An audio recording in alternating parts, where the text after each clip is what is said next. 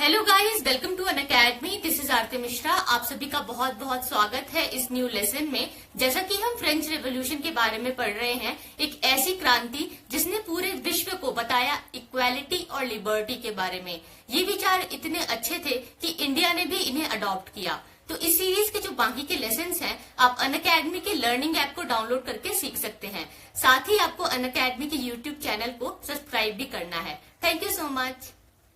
तो आइए शुरू करते हैं पार्ट बी। ये चैप्टर 1 का ही अगला पार्ट है, द फ्रेंच रेवोल्यूशन, जिसमें हम फ्रांसीसी क्रांति को देख रहे हैं। मैं हूं आरती मिश्रा।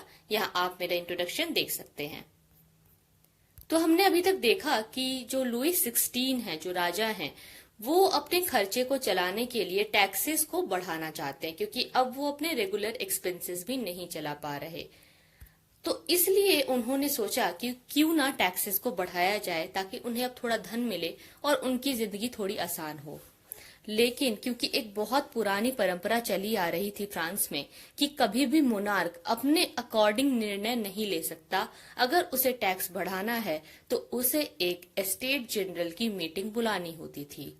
जब ये एस्टेट जनरल की मीटिंग बुलाई गई तो यहाँ पे डिसीजन लिया जाएगा उनके रिप्रेजेंटेटिव्स के द्वारा, जो कि हर एक स्टेट से आते थे।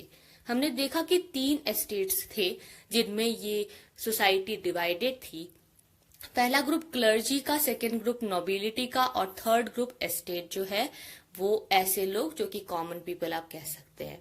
तो हाँ, यहाँ पे हमने लास्ट लेसन में एंड किया था कि इन तीनों के पास एक एक वोट होता था। जब एक एक वोट होगा तो इसका मतलब इन दोनों के पास मिला के 2 वोट हो गए, और अगर ये दोनों चाहें तो राजा के साथ मिलकर के टैक्स को बढ़ा सकते थे। और जब टैक्स बढ़ेगा तो ये सारा टैक्स अकेले कौन पे करेगा? जो आखिरी का लास्ट थर्ड एस्टेट का टैक्स ग्रुप है, ये अकेले ही पूरा टैक्स पे करेंगे। तो इन दोनों का तो इसमें बहुत फायदा है। तो इसीलिए इन लोगों ने कहा कि ये जो सिस्टम चला आ रहा है कि तीनों के पास एक एक वोट होगा, ये एक एक वोट का सिस्टम खत्म करो, और ये एक एक वोट वाला जो सिस्टम है ये मेंबर्स को मिलना चाहिए। यानी कि जितने भी मेंबर्स इस ग्रुप में हैं, जितने भी मेंबर्स दूसरे और तीसरे ग्रुप में हैं, उन सभी को एक एक वोट मिलेगा। तो हर एक इंसान के पास एक वोट होगा और सब लोग वोट देंगे और उस हिसाब से आपसी सहमति से निर्णय लिया जाएगा। लेकिन लुई 16 ने इस बात को नहीं माना। उन्होंने इस आइडिया को रिफ्यूज किया और कहा कि जो पहले से चला आ रहा है, जो पहले एक एक वोट देते हैं, वैसे ही आपको वोट करना है। तो यहाँ पे क्या हुआ कि इन दोनों ग्रुप्स में अगर देखें तो 300 मेंबर्स इन दोनों से आए। 300 यहाँ से, 300 यहाँ से, और यहाँ से आए 600 लोग। जब मीटिंग हो रही थी तो इन 600 लोगों को बैठने के लिए भी जगह नहीं दी गई। उन्हें बहुत अपमान को झेलना पड़ता था। जब उनकी ये वोटिंग वाले आइडिया को नहीं माना गया तो ये लोग काफी गुस्से में आ गए। ये जो आइडिया था ये एक डेमोक्रेटिक प्रिंसिपल से लिया गया था, जो कि रूसो ने अपनी किताब में डिस्कस किया था। उनकी किताब का नाम था द सोशल कॉन्ट्रैक्ट, जिसमें इस प्रकार के मेंबर्स के अकॉर्डिंग वोटिंग राइट की बात की गई थी। लेकिन जब उनके प्रपोजल को रिजेक्ट किया गया तो थर्ड एस्टेट के मेंबर्स काफी गुस्से में आए और प्रोटेस्ट करने के लिए वो असेंबली से चले गए। असेंबली से बाहर जाने के बाद उन्होंने वहां के एक इनर टेनिस कोर्ट में एक ग्रुप बनाया और कहा कि हम आज से एक नेशनल असेंबली है, एक नेशनल असेंबली जो कि कॉन्स्टिट्यूशन का यानी कि संविधान का निर्माण करेगी और फ्रांस उसी संविधान पर चलेगा। इस संविधान का निर्माण किया जाएगा ताकि मोनार्क यानी कि राजा के शासन पर कुछ अंकुश लगे। वो क्योंकि एक निरंकुश शासक है, वो निर्णय नहीं ले सकता, वो गलत लोगों के हाथों में उन्होंने डिसीजन की पावर दे दी है। तो इसलिए ये जरूरी है कि उनकी शक्तियों का निर्धारण किया जाए। इसलिए उन्हें ठीक तरीके से चलाने के लिए जरूरी है एक संविधान, जो कि बनाएगा ये नेशनल असेंबली। नेशनल असेंबली किसका है? ध्यान रखिए, थर्ड एस्टेट के लोगों का है, जो कि कॉमन लोग थे, जो कि टैक्स पेयर थे। तो अब क्या होगा? क्या ये नेशनल असेंबली बनेगी? और वो बनेगी तो कैसे काम करेगी? आइए जानते हैं। लुई 16 ने फाइनली देखा कि ये जो लोग हैं ये काफी सीरियस हैं, और इस बात को फिर उन्होंने भी माना और नेशनल असेंबली को रिकॉग्नाइज किया गया और ये एक्सेप्ट किया गया कि जो पावर्स हैं अब से वो कॉन्स्टिट्यूशन के हिसाब से चलेंगी और राजा बिल्कुल एक कॉन्स्टिट्यूशन जो है संविधान में लिखा हुआ उसी अनुसार काम करेगा। 4 अगस्त 1789 वो दिन जब असेंबली ने पास किया एक ऐसा लॉ जो कि फ्यूडल सिस्टम को मतलब खत्म कर देगा। ये फ्यूडल सिस्टम क्या था कि जो जमींदारी प्रथा थी, बड़े बड़े लैंड ओनर्स थे, उनको टैक्स भी नहीं देना होता था। तो इस फ्यूडल सिस्टम को खत्म किया गया। जो टैक्सेस की जो बात थी वो भी अब एंड की गई कि सबको टैक्स देना है। जो लास्ट वाला जो एरिया है, जो लास्ट वाला जो ग्रुप है, सिर्फ उसी के मेंबर्स टैक्स नहीं देंगे। और जो क्लर्जी हैं, जो कि नोबल्स थे, जो बड़े बड़े लोग थे, जो कि चर्च के होल्डर्स थे, ओनर्स थे, अब उन्हें भी टैक्स देना है। और अब उन्हें किसी प्रकार के कोई पुराने प्रिविलेजेस नहीं मिलेंगे। जो तीथेस एक टैक्स था वो अब नहीं लिया जाएगा चर्च के द्वारा। और साथ ही जब ये सारी चीजें हुई और चर्च की जमीन को भी ले लिया गया तो गवर्नमेंट को करीब करीब 2 बिलियन लिवर्स का फायदा हुआ। ये बहुत पैसा था जिसके द्वारा ये अपना कर्जा चुका पाए। जब उन्होंने अपना कर्जा चुकाया तो ये एक बहुत अच्छी चीज थी। एक बहुत इंपॉर्टेंट सीरीज है इवेंट्स की जो कि जानना बहुत इंपॉर्टेंट है। 1774 में लुइस 16 राजा बने। उन्होंने देखा कि उनके राजकोष में पैसा नहीं है, सब कुछ खाली है, इसलिए उन्होंने सोचा कि क्यों ना टैक्स को बढ़ाया जाए। 1789 में एस्टेट जनरल की मीटिंग के बारे में सोचा गया।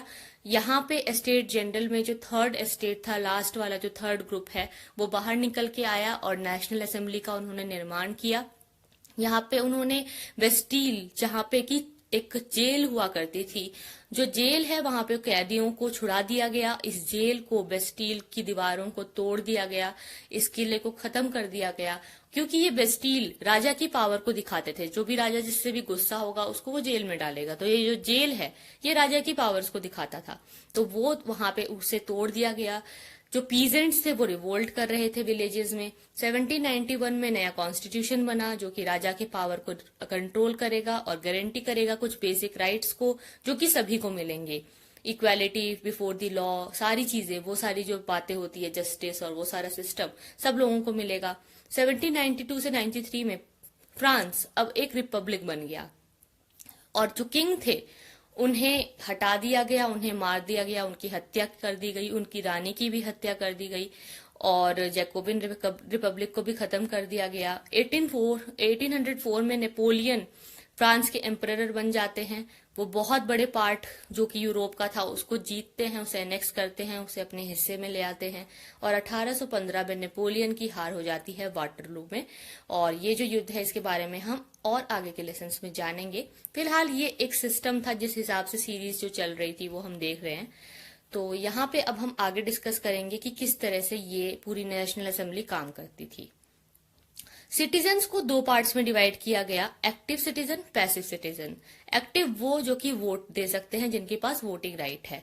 तो पूरे वैसे अगर फ्रांस में देखा जाए तो 28 मिलियन लोग हैं, 28 मिलियन लोग, लेकिन उनमें से सिर्फ 4 मिलियन लोगों को ही वोटिंग राइट था जो कि वोट दे सकते थे और उन्हें एक्टिव सिटीजन कहा गया। जो पैसिव सिटीजन है उनके पास कोई वोटिंग राइट नहीं है। इसमें करीब करीब 3 मिलियन ऐसे लोग थे जो कि 25 साल से कम आयु के थे और इसमें लेडीज और बच्चे भी आ जाते थे। वोट देने का अधिकार बहुत ही कम लोगों को था, जैसे कि सिर्फ वो ही लोग वोट दे सकते थे जो कि 25 वर्ष की आयु से ज्यादा के हों और अच्छा खासा टैक्स दे सकते हों। करीब करीब इतना टैक्स जो कि एक इंसान के, एक मजदूर के 3 दिन की मजदूरी के बराबर हो, ऐसा टैक्स वो देने वाले अगर हैं तो वो जो है वो एक्टिव सिटीजन थे। अब इन एक्टिव सिटीजन का 2 काम था। ये वोट देते थे 2 चीजों के लिए। एक तो ये एक जज को अपॉइंट करते थे, यानी कि जुडिशरी को।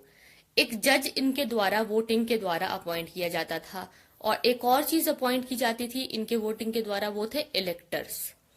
इलेक्टर्स को ये लोग चूज करते थे मिलके, पूरे 50,000 इलेक्टर होते थे। ये 50,000 इलेक्टर्स इलेक्ट करते थे नेशनल असेंबली के मेंबर्स को। पूरे 745 मेंबर्स थे नेशनल असेंबली के जो कि कंट्रोल करते थे एग्जीक्यूटिव यानी कि किंग को और मिनिस्टर्स को। किंग और राजा को और सारे नेताओं को, मिनिस्ट्रीज को नेशनल असेंबली के द्वारा अब कंट्रोल किया जाने लगा और इस तरह से यहाँ पे पूरा सारा सिस्टम ये चल रहा था। ये चार्ट हमारी एनसीईआरटी की किताब में है जो आप देख सकते हैं। कॉन्स्टिट्यूशन शुरू हुआ declaration of right of man and citizen से। जहाँ पे राइट जैसे कि right of freedom of speech, freedom of opinion, equality before the law, natural and rights, दूसरी जो सारी ह्यूमन बीइंग के बर्थ के साथ जो से मिलती हैं वो सारी चीजें जो है अब कही।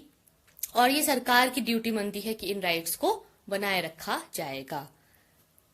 अब कुछ सिस्टम्स थे जो कि बहुत सारे लोग हैं जो कि पढ़ नहीं सकते थे, तो ऐसे काफी सारे लोग थे इलिटरेट थे, तो उनके लिए उन्हें समझाने के लिए सिंबल्स का यूज किया जाता है।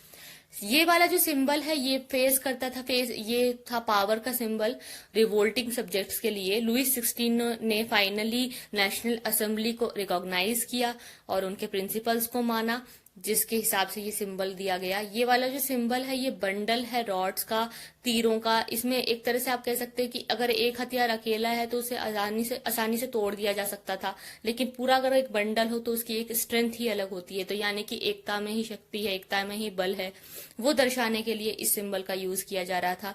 ये जो आई है ट्रायंगल के अंदर, ये लाइट को रेडिएट कर रही है। इसके द्वारा ये दिखाया जा रहा है कि जो नॉलेज की जो रोशनी है, वो जो प्रकाश है, वो एक ऐसा प्रकाश है जो पुराने इग्नोरेंस के बादलों को हटा देगा और बाहर निकल के आएगा, जो कि उन्नति की तरफ आगे बढ़ते रहेगा।